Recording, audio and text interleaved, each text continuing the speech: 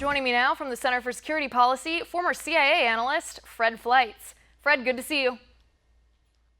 Hey Liz, good to be here. All right, Fred, this is an ongoing story. Every day it seems like there's a new threat from North Korea. So let me start with the question of the day today for you, and that is North Korea's missile program, their nuclear program, are they more dangerous than they appear?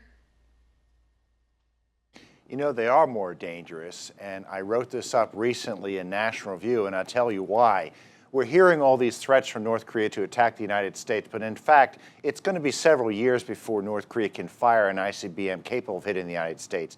The real danger are that these tests to get an ICBM to go that far and efforts to develop a more powerful nuclear weapon, this is where the real threat is, because we know North Korea is a country that doesn't have the best PhDs. You know they have a job security problem.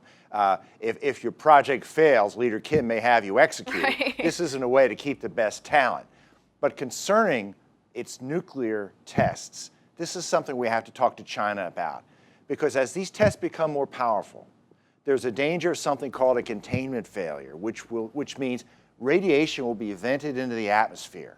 This radiation will drift over neighboring states, including China. We have to make the case to China, this nuclear program in North Korea is much more dangerous to you than to us. Help us stop it. Right, so and let me make sure that I'm understanding what you're saying. The point you're making is that there's a threat here, not even from the successes of North Korea, which they haven't had too many successes in their nuclear tests, fortunately, but bad science, you're saying, is just as dangerous. It could cause catastrophic effects if these shoddy scientists, who may not be A-level scientists, given that they're working for the North Korean regime, if they mess up and this somehow, explodes in North Korea or explodes and wafts into a country very nearby to them. It's something we need to talk to the Chinese about. It's something no one's talking about. Basically, we have a country whose nuclear missile programs are becoming far more advanced, probably more advanced than their scientists understand. And the efforts to develop these programs is going to pose a risk to regional states. One of these missiles may hit a neighboring state by accident. But I think the release of radiation is the biggest threat that no one's talking about, and we really need to make this case to China. Is that an argument that you think that China would accept? Is that something that they would want to avoid, even if it meant them getting involved in a military sense, putting that pressure on North Korea? There are nuclear scientists who have been talking about this concern. I quoted one in my National Review article who used to work at Sandia National Laboratories.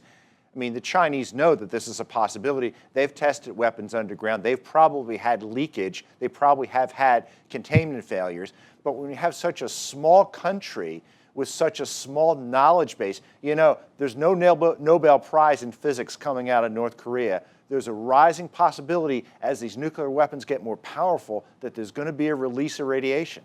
Right, that they're going to make a mistake and that people are going to end up suffering and dying from it. Fred, another thing that you said in your article that I want to bring up, I thought this was interesting. This is not a point that a lot of North Korean experts are making, so I wanted to ask you why you were making this point. You say that the theory or the proposition that it was a cyber attack waged by the United States that brought down that missile launch last weekend, you say that you find that to be very unlikely. Why?